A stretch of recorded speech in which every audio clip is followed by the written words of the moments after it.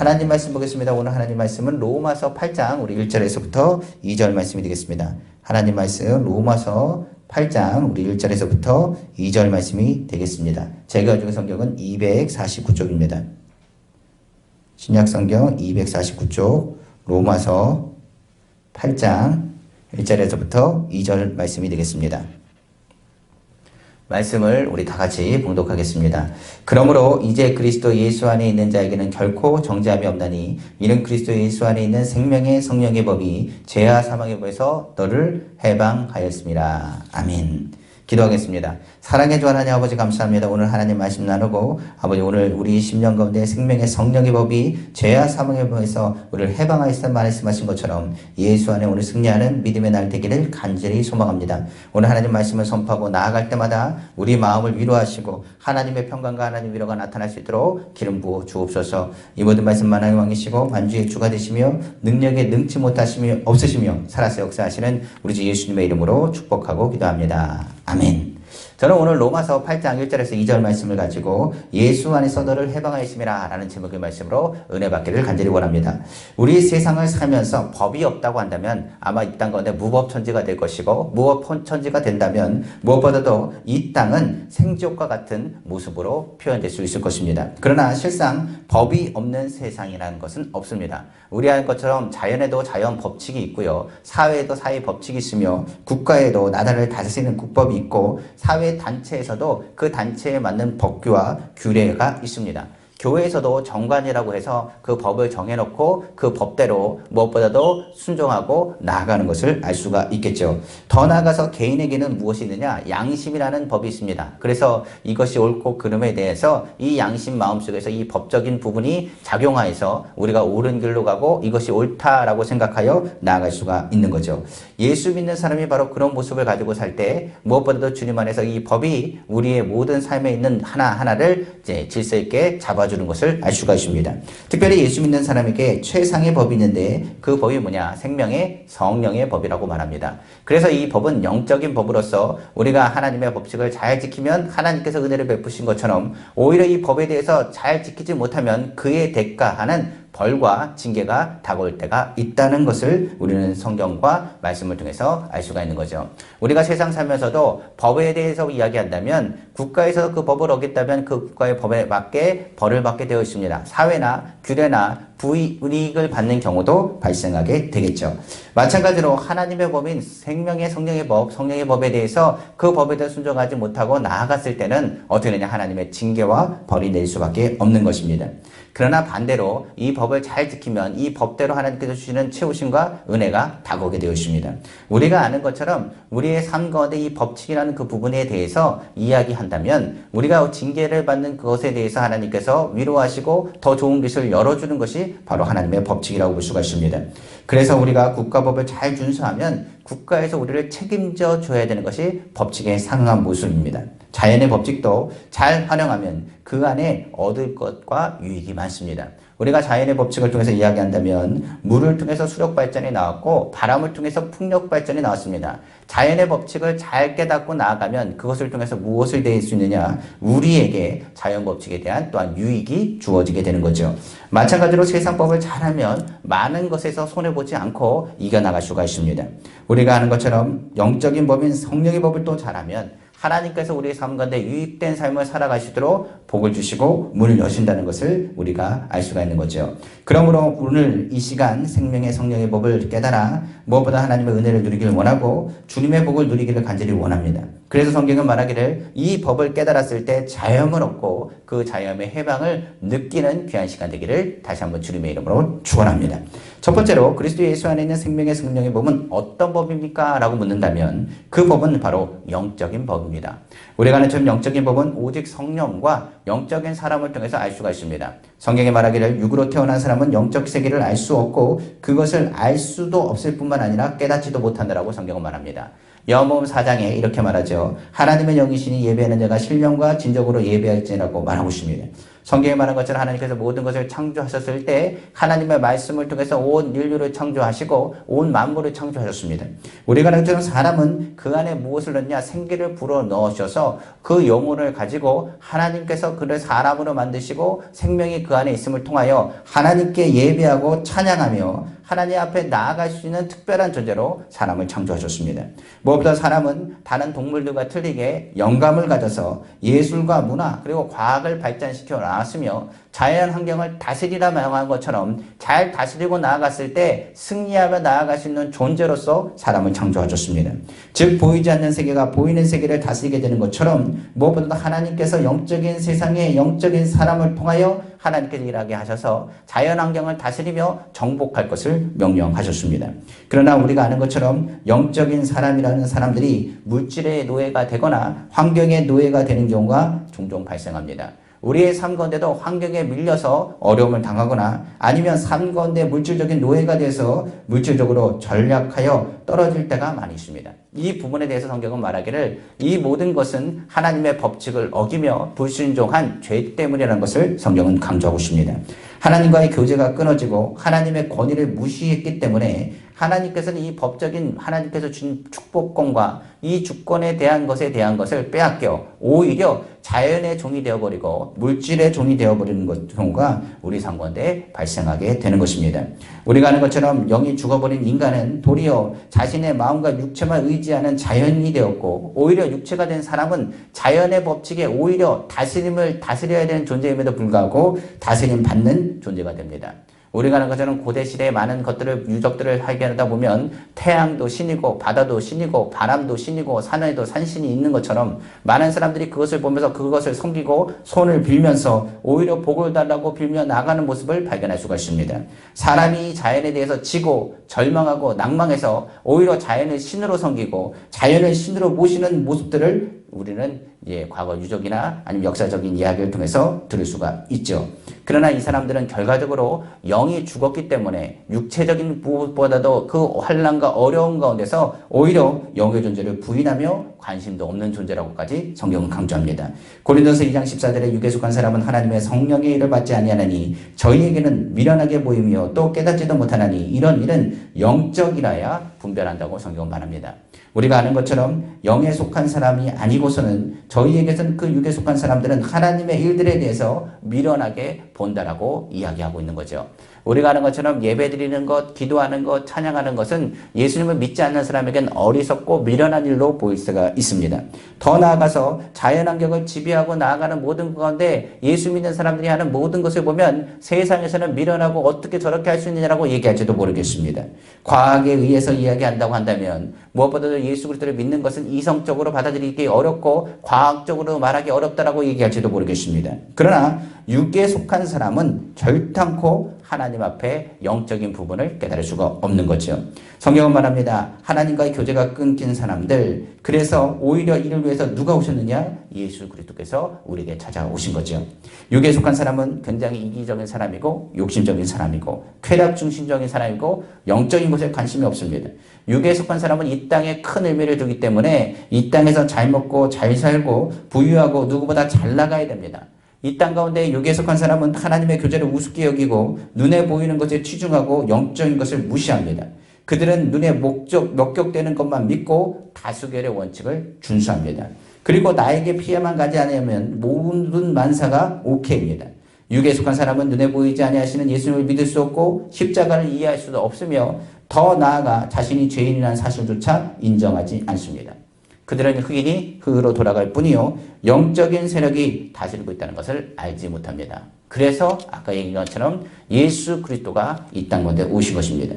영적인 감각을 회복하고 영안이 열려 예수 그리스도를 믿고 예수 그리스도를 바라볼 때 비로소 영적인 세계가 우리 가운데 존재한다는 것을 깨닫게 되는 거죠. 그러므로 그리스도 예수 안에 있는 생명의 성령의 법이 적용되기 위해서는 우리의 삶 가운데 육적인 삶이 아니라 영적인 삶의 세계가 회복되어야 되는 것입니다. 영적인 능력과 영적인 세계를 인정하고 회복하는 길은 다시금 얘기한 것처럼 무너진 예배가 다시 회복되는 방법밖에 없습니다. 오직 예수 그리스도께로 돌아가고 인간의 육신을 쓰고 이 땅 가운데 오셨지만 영적인 사람이 어떤 한 분인가를 모범적으로 보이신 예수 그리스도를 다시금 생각해 봐야 됩니다.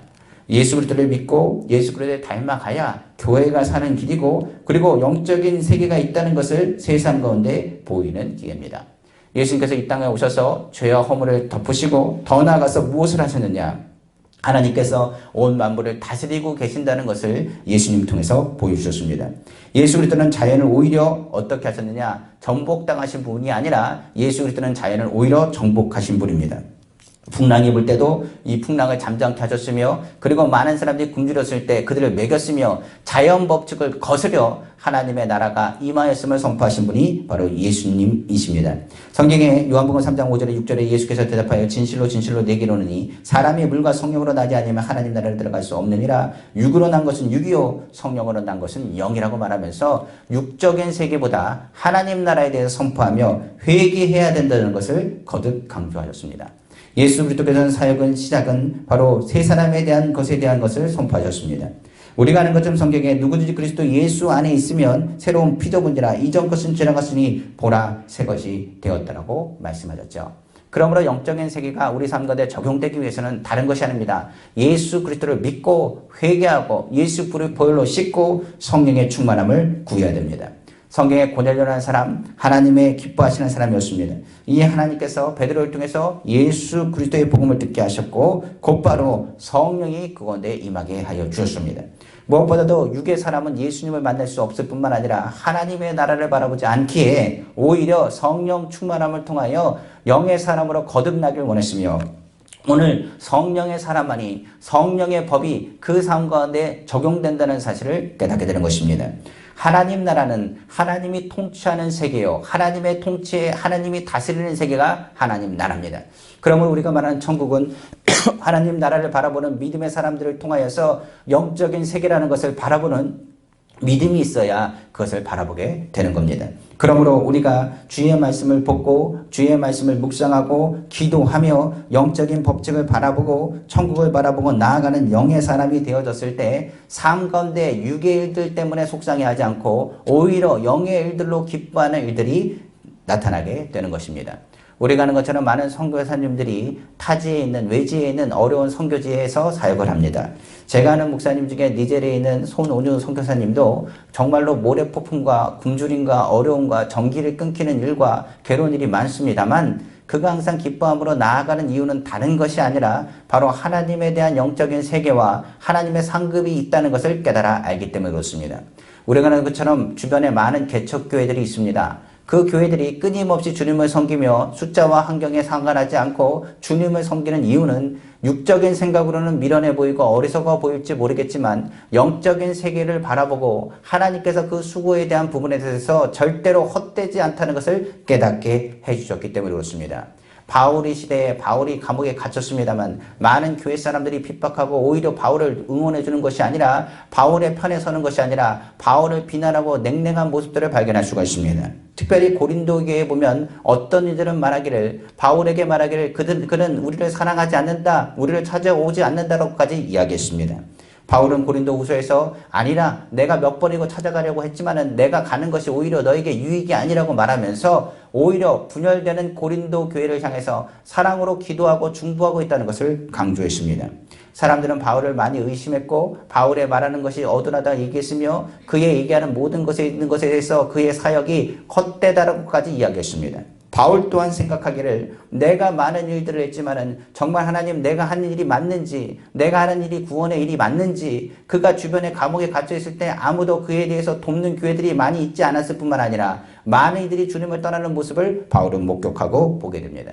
그럼에도 불구하고 하나님이 친히 바울을 위로하셔서 너의 수고가 헛되지 않음을 이야기하고 달려갈 길을 맺히고 믿음을 지키라고 말하며 하나님께서 예비하신 의의 면류관이 그에게 있다는 것을 바울에게 보여주셨습니다.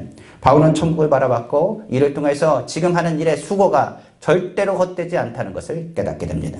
그러므로 우리가 기억할 것이 있습니다. 육의 세상에서는 어리석어 보이고 미련해 보여도 영의 세계가 있다는 것을 알면 오히려 영적인 사람은 이것이 미련한 것이 아니라 하나님께서 예비하신 하나님의 은혜와 하나님 나라를 보기 때문에 오히려 하나님 나라의 보화를 발견한 사람은 이 땅의 생각이 아닌 주님의 나라를 생각하며 믿음으로 살아가게 되는 것입니다.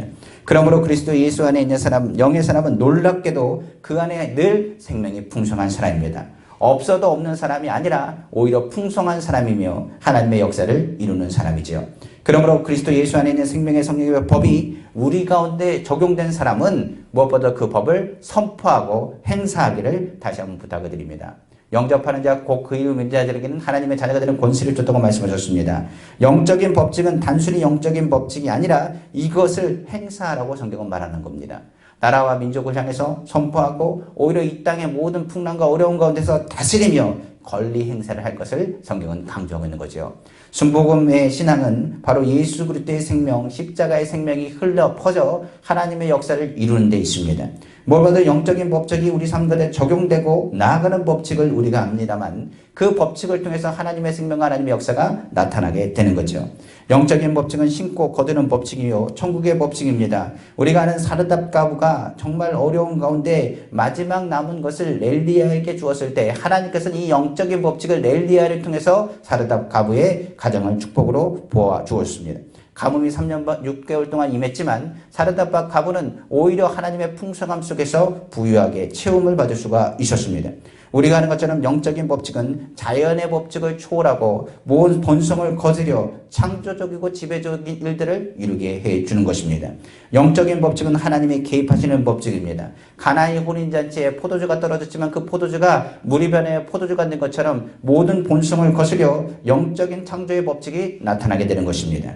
베세다 광야에서 사람들이 하루 종일 굶주렸을 때 예수님께서는 오병이의 기적을 일으키셨습니다. 보리떡 5개와 물고기 2마리를 통해서 하늘을 우러러 축사하시고 남자방 5,000명, 2만여 명이나 되는 사람들을 먹이며 12광주나 남겼다는 사실은 자연의 법칙이 아니라 하나님의 개입하신 영적의 법칙의 풍요로움을 이야기할 수가 있는 것입니다.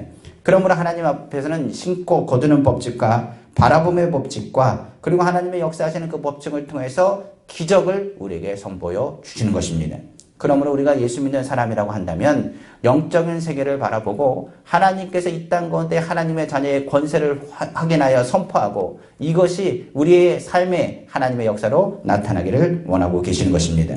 그러므로 생명의 성령의 법으로 살려면 우리는 그러면 어떻게 해야 될까요? 다른 것이 아닙니다. 법칙을 알려면 말씀을 많이 보셔야 됩니다. 성령의 기반이 되는 것은 바로 예수 그리스도의 보혈일 뿐만 아니라 예수 그리스도는 하나님의 말씀입니다. 그러므로 아는 만큼 힘이 됩니다. 많은 사람들이 몰랐어요 하지만 한두 번은 실수할 수 있습니다. 그러나 계속적으로 모르는 것은 그것은 하나님이 보시기에도 오히려 그것은 게으르거나 나태한 모습일지도 모르겠습니다. 기도하면서 성령의 도움을 얻기 위해서는 말씀을 통하여 하나님의 법칙을 알고 하나님의 법칙을 붙잡고 기도하셔야 됩니다. 무엇보다도 하나님의 법칙을 알고 기도하는 사람은 바로 하나님의 말씀을 선포하며 나아갈 때 구원의 영적 법칙이 입술에 선포했다는 것을 기억하고 예수의 이름을 늘 선포하고 끊임없이 시인합니다. 우리가 아는 것처럼 4차원 영성은 말씀에서 부정적인 생각을 변화시키고 그 입술의 고백을 변화시켜서 하나님을 바라보고 하나님의 역사와 이 땅 가운데 하나님의 은혜가 나오기를 원한다는 사실을 선포하는 것입니다. 영적인 법칙에 로마서에 말합니다. 내가 만일 내 입으로 예수를 주로 시인하며 또 하나님께서 그를 죽은 자 가운데서 살리신 것을 내 마음에 믿으면 구원을 얻으리라고 말하고 있습니다. 그러므로 그리스도 예수 안에 있는 생명의 성령의 법이 죄와 사망에서 너를 해방하였다라고 선포하는 바로 예수 그리스도의 이름을 선포할 때 하나님께서 기적의 입술을 통하여 시행하시고 이를 통하여 하나님의 풍성함을 누리게 하여 주시는 것입니다. 특별히 영적인 법칙이 우리 삶 가운데 체험되고 기적으로 나타나기 위해서는 우리가 하나님께 드리는 것을 구별하여 드려야 되는 것입니다. 무엇보다도 하나님께서 우리에게 주신 작은 것 그것이라도 하나님께 드려졌을 때 하나님께서 그것을 통하여 기적을 만드시고 하나님의 역사를 이루어 주신 것입니다. 성경에 말합니다. 엘리사가 말하죠. 너의 가정에 무엇이 있느냐라고 물었을 때 그가 가지고 있는 것을 이야기하는 그것을 통해서 하나님께서는 받으시고 역사하십니다. 오히려 빌립이나 안드레에게 말합니다. 너희는 가서 구해오라고 말했을 때 그들이 아무것도 없다면 아무것도 얻지 못하지만 무엇보다 오병이어를 통하여서 하나님께서 기적을 이룬 것처럼 작은 것이라고 할지라도 하나님께 구별하여 드렸을 때 하나님께서 그것을 복으로 채워주시는 것입니다. 이 법칙은 단순히 구별의 법칙이 아닙니다. 치료에도 나타나고 삶에도 나타납니다. 서로에서 병낫기를 기도하면 의인의 강구는 역사하는 힘이 많다고 했습니다. 그리고 예수 그리스도의 이름으로 선포할 때 저주의 삶이 아니라 주님의 축복의 삶으로 변화시킨다고 말씀하셨습니다. 주라 그리하면 너에게 줄 것이니 후이되어 흔들어 넘치도록 너에게 안겨주라고 성경은 말씀하고 있는 겁니다. 그래서 영적인 법칙은 세상의 법칙과 다릅니다. 세상의 법칙은 움켜잡으러 가지만 영적인 법칙은 나누어 주라고 말하고 있는 것입니다. 말씀을 마치겠습니다. 하나님은 우리가 영적인 법칙대로 살기를 원합니다. 생명의 성령의 법이 우리의 삶 가운데서 죄와 사망의 법에서 우리를 해방하는 하나님의 역사가 나타나기를 원하십니다. 율법에 의해서는 우리는 모두 죽을 자입니다. 그러나 하나님이 개입하셔서 우리는 하나님의 은혜로 살고 주님의 은혜 가운데서 하나님을 섬기며 예배하는 영적 존재로 회복되기를 주님이 원하시는 것입니다. 성경에 영적인 사람과 육적인 사람을 잘 나타내는 구절들이 있습니다. 바로 에서의 삶과 야곱의 삶입니다. 육의 사람은 에서라고 말하고 영의 사람은 야곱이라고 말합니다. 이들은 쌍둥이요 똑같습니다. 그런데 다른 점이 있다면 에서가 예배드렸다는 얘기는 성경에 어딜 찾아봐도 없습니다. 그러나 야곱은 하나님께 예배하며 하나님께서 주신 신령한 것을 보게 하시고 하늘의 문을 보게 하시고 하나님의 음성을 듣게 하시고 하나님께서 그를 도와주셔서 그에게 영적인 축복을 주셨다는 부분들이 성경에 기록되어 있습니다. 하나님은 나의 하나님이 되십니다. 우리의 하나님이 되십니다. 하나님께서 우리에게 기도하고 꿈꾸며 예배하는 이 자리를 통해서 영적인 세계를 바라보고 마지막 때에 주님의 일들을 감당하는 은빛교회 귀한 성도님 되기를 간절히 소망합니다. 우리의 수고하는 모든 것은 주 안에서 절대로 헛되지 않습니다. 사단은 우리에게 끊임없이 말할 겁니다. 그러나 헛되지 않음을 기억하고 믿음 안에서 끝까지 믿음을 지키고 승리하시는 우리 성도님 다 되시기를 주님의 이름으로 축원합니다. 기도하겠습니다. 사랑과 내가 풍성하신 주 하나님 아버지 감사합니다. 오늘 말씀 들은 것처럼 우리는 예수 그리스도의 십자가를 바라보고 믿음으로 주님 앞에 나아갑니다. 하나님 부족함도록 채우시고 하나님의 능력과 하나님 위로가 우리 성도님의 삶 가운데 풍성히 나타날 수 있도록 축복하여 주옵소서. 자로나 우러나 칠죄마에게 하시며 하나님의 위로와 하나님의 능력이 우리 성도님의 삶 가운데 풍성히 나타나기를 간절히 소망합니다. 오늘 말씀 주신 것처럼 그리스도의 예수 안에 있는 자에게는 결코 정죄함이 없습니다. 그리스도의 예수 안에 있는 생명의 성령의 법이 죄와 사망의 법에서 우리를 해방하였기 때문입니다. 그러므로 우리의 마음에 두 마음이 있는 것은 압니다. 한쪽 마음은 선한 마음이요 하나님을 섬기는 마음이 있고 한쪽 마음은 악한 마음이라 아버지의 법칙을 깨뜨리고 불순종하는 아버지는 육적인 마음이 있는 것은 압니다. 그러나 이 땅 가운데 사며 이 두 가지가 항상 충돌하지만 우리가 예수 이름 안에서 하나님의 말씀과 기도로 본질로 돌아가 오직 하나님 대신 예수 그리스도를 바라보고 믿음 안에서 승리하게 하여 주옵소서. 그러므로 세상에서 손해보는 것 같아도 하나님 우리에게 수고하는 모든 것은 헛되지 않습니다. 하나님의 복을 누리고 믿음으로 설 수 있도록 축복하여 주옵소서. 이 모든 말씀 만왕의 왕이시고 만주의 주가 되시며 능력에 능치 못하심이 없으시며 살아서 역사하시는 우리 주 예수님의 이름으로 축복하고 기도합니다. 아멘.